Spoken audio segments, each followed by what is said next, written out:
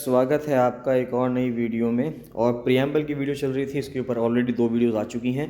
तो जिन लोगों ने उन सवालों को नहीं किया है तो उन सवालों की प्रैक्टिस अच्छे से कर लीजिए। गाइस, स्टार्ट करने से पहले बताना चाहूँगा कि अगर आपने let's crack it with Abhishek Gupta का यूट्यूब चैनल सब्सक्राइब नहीं किया है तो इसको जरूर सब्सक्राइब कर लीजिएगा। और let's crack it with Abhishek Gupta का फ्री टेलीग्राम चैनल भी है, जिसका लिंक आपको वीडियो के डिस्क्रिप्शन में मिल जाएगा। इसको भी जरूर ज्वाइन कर लेना, सारे अपडेट्स यहीं पे आते हैं। तो गाइस स्टार्ट करते हैं। क्वेश्चन नंबर 51 कह रहा है देखिए, इंग्लिश हिंदी दोनों में लिखा हुआ है तो दोनों तरह के स्टूडेंट्स के लिए कोई इशू नहीं होगा। क्वेश्चन कहता है कि what term in the preamble reflects India's policy of peace and non alignment, यानी कि शांति और गुट निरपेक्षता की नीति को क्या दर्शाता है? सोशलिस्ट, सोवरन, सेक्युलर या फिर डेमोक्रेटिक। तो सोवरन अपनाता है कि भाई जब पीस और नॉन अलाइनमेंट कैसे होगा कि हम अपने संप्रभु होंगे, हम सोवरन होंगे, तभी तो हमारे ऊपर डिपेंड करेगा कि हम क्या चीज़ आगे फॉलो करना चाहेंगे। फिर क्वेश्चन नंबर 52 कहता है कि who propose the preamble in its final form, यानी कि जो आज हमें प्रियम्बल दिखता है उसको प्रपोज किसने किया था? देखिए, उसको जो है ऑब्जेक्टिव रिजोल्यूशन के रूप में जवाहरलाल नेहरू ने प्रपोज किया था 13 दिसंबर 1946 को। तो जवाहरलाल नेहरू जी जो हैं इसका सही आंसर है। क्वेश्चन नंबर 53 आता है कि what is the nature of the Indian constitution as described in the preamble, यानी कि प्रस्तावना में वर्णित भारतीय संविधान की प्रकृति कैसी है? तो फेडरल है स्ट्रक्चर में, लेकिन यूनिटरी है स्पिरिट में, यानी कि संरचना में संघीय और भावना में एकात्मक, प्योरली यूनिट्रल, कंप्लीटली फेडरल, डिक्टेटोरियल। तो पहला आंसर इसका बिल्कुल सही है कि संरचना में तो ये संघीय है लेकिन भावना में एकात्मक है। नेक्स्ट क्वेश्चन आता है the phrase unity and integrity of the nation was added to the preamble in which amendment. तो देखिए, प्रियम्बल को मात्र एक बार, सिर्फ एक बार 1976 में अमेंड किया गया है 42nd अमेंडमेंट के साथ। तो बस यही इसका आंसर है। तो 42nd अमेंडमेंट में इसको अमेंड किया गया है। इसमें ज़्यादा याद रखने वाली बात ही नहीं है, क्योंकि बार बार इसको अमेंड किया ही नहीं गया, सिर्फ एक ही बार अमेंड किया गया है। नेक्स्ट क्वेश्चन नंबर 55 आता है कि जो टर्म है जस्टिस प्रियम्बल के अंदर, वो किस किस तरह के हमें जो जस्टिस हैं, न्याय है, उसकी बात करता है। तो हमें बात करता है इकोनॉमिक की, पॉलिटिकल की और सोशल की। तो इकोनॉमिक, पॉलिटिकल और सोशल, ये 3 तरह के, आर्थिक, राजनीतिक और सामाजिक, ये 3 तरह के जो जस्टिस है उसकी बात करता है। क्वेश्चन नंबर 56 आता है कि what type of democracy does the preamble proclaim India to have. इनमें से किस तरह की डेमोक्रेसी प्रियम्बल कहता है कि भारत में होगी?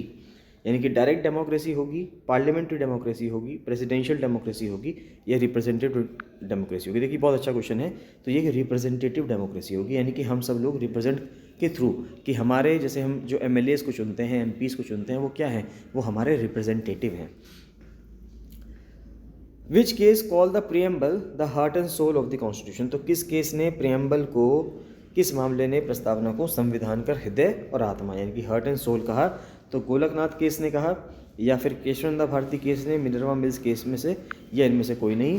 तो इनमें से कोई नहीं, क्योंकि इसने डॉक्टर, देखो यहाँ पे आपको ध्यान देना होगा कि हार्ट एंड सोल जो है कॉन्स्टिट्यूशन को, ये प्रियम्बल ने नहीं कहा, ये किसी केस ने नहीं कहा, ये डॉक्टर BR अम्बेडकर ने कहा है। जो फंडामेंटल राइट्स को जब उन्होंने कहा था, तो फंडामेंटल राइट्स में भी खासकर आर्टिकल 32 जो आया था, उसको अगर हम कहें तो उसको कहा गया था हार्ट एंड सोल। तो नेक्स्ट क्वेश्चन आता है क्वेश्चन नंबर 58 कि preamble declares India to be a sovereign, socialist, secular, democratic and republic. तो उसको रिपब्लिक कहा है, गणतंत्र कहा है।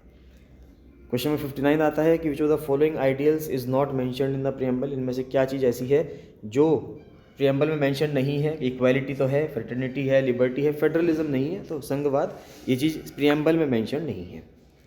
क्वेश्चन नंबर 60 आता है कि preamble mention the term we the people, what does it signify. तो इसका मतलब क्या है? जो जब प्रियम्बल स्टार्ट होता है तो वो स्टार्ट होता है we the people of India having solemnly resolved, या हम भारत के लोग। तो इसका क्या मतलब है? इसका मतलब क्या हुआ? पावर रेस्ट्स विद पार्लियामेंट, कि पावर जो है पार्लियामेंट के पास है, शक्ति संसद के पास है। Authority of the government is derived from the people, यानी कि सरकार का अधिकार लोगों से प्राप्त होता है। हाँ, ये हो सकता है। Sovereignty is delegated to the judiciary, क्या न्यायपालिका के पास है? नहीं, ऐसा तो कुछ नहीं है। माइनॉरिटी कम्युनिटीज़ कंट्रोल गवर्नेंस, अल्पसंख्यक समुदाय शासन को नियंत्रित करते, नहीं, ऐसा भी कुछ नहीं है। इसका ऑप्शन नंबर बी ही है कि सरकार को जो अधिकार है वो लोगों से प्राप्त होते हैं। क्वेश्चन नंबर 61 देखते हैं, कहता है कि which of the following features of the preamble highlights India's commitment to peace and respect for international law. तो सोवरेनिटी हमने आज क्वेश्चन ऊपर भी देखा है अभी। नेक्स्ट आता है 62 in which language preamble originally written. तो ओरिजिनली प्रियम्बल किस भाषा में लिखा गया था? हिंदी और इंग्लिश, 2 ही भाषाओं में लिखा गया था। नेक्स्ट आता है क्वेश्चन नंबर 63 कि who was the chairman of the drafting committee of the constitution that finalize the preamble. तो ड्राफ्टिंग कमेटी के चेयरमैन कौन थे, तो बी आर अम्बेडकर थे। सिंपल सा क्वेश्चन है। तो B R Ambedkar drafting committee के चेयरमैन थे, उन्होंने एड्रेस किया था, उन्होंने इसको डिसाइड किया था बाद में। In the context of the preamble the term democratic refers to which system of government, यानी कि लोकतांत्रिक शब्द किस शासन प्रणाली को संदर्भित करता है। तो ये क्या कहता है, ये रूल बाय इलेक्टेड रिप्रेजेंटेटिव्स, कि भारत जो रूल होगा वो इलेक्टेड रिप्रेजेंटेटिव्स, यानी कि भारत की जनता को रिप्रेजेंट करने के लिए कुछ लोग होंगे जिनको हम एमपीज बोलते हैं, मेंबर ऑफ पार्लियामेंट या मेंबर ऑफ लेजिस्लेटिव असेंबली। तो ये जो लोग होंगे ये लोगों के द्वारा चुने जाएंगे, है ना। तो ये लोगों के द्वारा चुने जाएंगे, तो ये इलेक्टेड रिप्रेजेंटेटिव्स हो गए। नेक्स्ट आ गया 65th की preamble of the Indian constitution was inspired by the philosophy of which historic document. तो ऐसा कौन सा एक ऐतिहासिक दस्तावेज था जिसके दर्शन से भारतीय संविधान की जो प्रस्तावना है वो प्रेरित है। मैग्ना कार्टा से, अमेरिका का डिक्लेरेशन इंडिपेंडेंस का, French declaration rights of man का, या सोवियत कॉन्स्टिट्यूशन।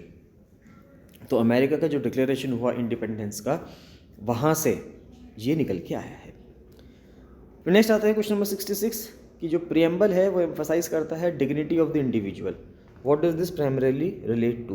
तो यानी व्यक्ति की गरिमा पर जोर देता है। उसका क्या मतलब हुआ कि राइट टू प्रॉपर्टी है क्या, फंडामेंटल राइट है, कल्चरल ऑटोनॉमी है, या रिलीजियस प्रिविलेजेस है। तो फंडामेंटल राइट्स की यहाँ पे बात की जा रही है कि इंडिविजुअल की डिग्निटी तभी होगी जब उसके पास कुछ अधिकार होंगे, उसके पास कुछ राइट्स होंगे। क्वेश्चन नंबर 67 कहता है कि what is the primary function of the preamble. तो प्रीएम्बल का, प्रस्तावना का प्राथमिक कार्य क्या है। To define the structure of the government, to outline the source, nature, objectives of the constitution, यानी कि संविधान की जो स्रोत है, प्रकृति है, उद्देश्य है, उनको रेखांकित करना है। To describe detailed rules and laws, यानी कि विस्तृत नियमों को और कानूनों का वर्णन करना है। To provide guidelines for amending the constitution, यानी संविधान में संशोधन के लिए दिशा निर्देश प्रदान करने हैं। तो ऐसा क्या काम है जो प्राइमरी फंक्शन है कॉन्स्टिट्यूशन का, तो वो ये है कि कॉन्स्टिट्यूशन का सोर्स क्या होगा, नेचर कैसा होगा, ऑब्जेक्टिव्स क्या होंगे, यानी कि स्रोत कैसा होगा, प्रकृति और उद्देश्य क्या है संविधान के, वो चीज़ें यहाँ पे हमें बतानी है। क्वेश्चन नंबर 68 कहता है कि which of the following is a valid interpretation of the preamble. तो इनमें से क्या एक इंटरप्रिटेशन है, वैलिड इंटरप्रिटेशन है प्रीएम्बल का। क्या ये सोर्स है सभी कानूनों का भारत में। It is enforceable in a court of law, नहीं, प्रीएम्बल को एनफोर्स नहीं कर सकते।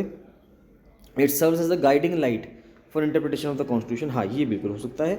It limits the powers of the president, नहीं ऐसा कुछ नहीं है। तो सी आंसर इसका बिल्कुल सही जवाब है। फिर क्वेश्चन नंबर 69 आता है। क्वेश्चन नंबर 16 आता है कि the word Republic in the preamble implies what, कि रिपब्लिक क्या कहता है। रिपब्लिक शब्द का मतलब ये है कि किसी भी देश का जो हेड है, जैसे कि प्रेसिडेंट की जो पोस्ट है, वो लोगों के द्वारा चाहे डायरेक्टली चाहे इनडायरेक्टली इलेक्ट होगी। तो head of the state is elected, ये रिपब्लिक का मतलब होता है। फिर how many words are there in the preamble of the Indian constitution, ये बहुत एक अच्छा क्वेश्चन है। ये क्वेश्चन आपके एग्जाम में आ सकता है। एक नया सवाल है कि प्रीएम्बल में कितने शब्द हैं, तो प्रीएम्बल में 85 वर्ड्स हैं। तो how many words are there in the preamble, 85 words. Next question आता है कि what is the significance of the phrase to secure to all its citizens. इसका मतलब क्या है कि अपने सभी नागरिकों को सुरक्षित करना, to secure to all its citizens. तो क्या ये लिमिट करता है fundamental rights to only some citizens, यानी कि मौलिक अधिकारों को केवल कुछ नागरिकों तक सीमित करता है, नहीं ऐसा नहीं है। It guarantees the objectives of the preamble to every citizen, यानी कि क्या ये प्रत्येक नागरिक को प्रस्तावना के उद्देश्यों की गारंटी देता है। It prioritises economic growth over individual rights, यानी कि व्यक्तिगत अधिकारों पर आर्थिक विकास को प्राथमिकता देता है, या इसे पॉलिटिकल जस्टिस पे, यानी कि राजनीतिक न्याय पर ध्यान केंद्रित करता है। तो जो to secure to all its citizens है, ये गारंटी करता है कि जो प्रीएम्बल के ऑब्जेक्टिव्स हैं वो हर नागरिक को मिलेंगे। जो भी प्रीएम्बल में कहा गया है वो सभी नागरिकों को मिलेगा। फिर किसने कहा है कि प्रीएम्बल जो है एक की है, कुंजी है संविधान की, ये कहा है अर्नेस्ट बार्कर ने। ये बहुत ध्यान रखने वाला क्वेश्चन है कि अर्नेस्ट बार्कर ने ये चीज़ कही है। तो गाइज इसी के साथ ये ख़त्म होते हैं जो प्रीएम्बल के ऊपर बहुत इंपॉर्टेंट क्वेश्चंस थे। आई होप आप लोगों यहाँ तक बने रहे होंगे, सभी सवाल आपने किए होंगे। आपके कितने मार्क्स बनते हैं, ये जो क्वेश्चन किए हैं हमने 51 से लेकर 72 तक, करीब करीब 22 क्वेश्चंस करीब हुए, तो आपके कितने सही बन रहे हैं जवाब, उनका आंसर आप कमेंट सेक्शन में कमेंट करके देंगे। कोई भी और डाउट आता है, कोई भी आपकी क्वेरी है, तो उसका आंसर भी आप, या उसकी क्वेरी भी जो है आप वो कमेंट सेक्शन में कमेंट करके पूछेंगे। पहले बाकी मिलते हैं नेक्स्ट वीडियो में। So thank you and bye bye.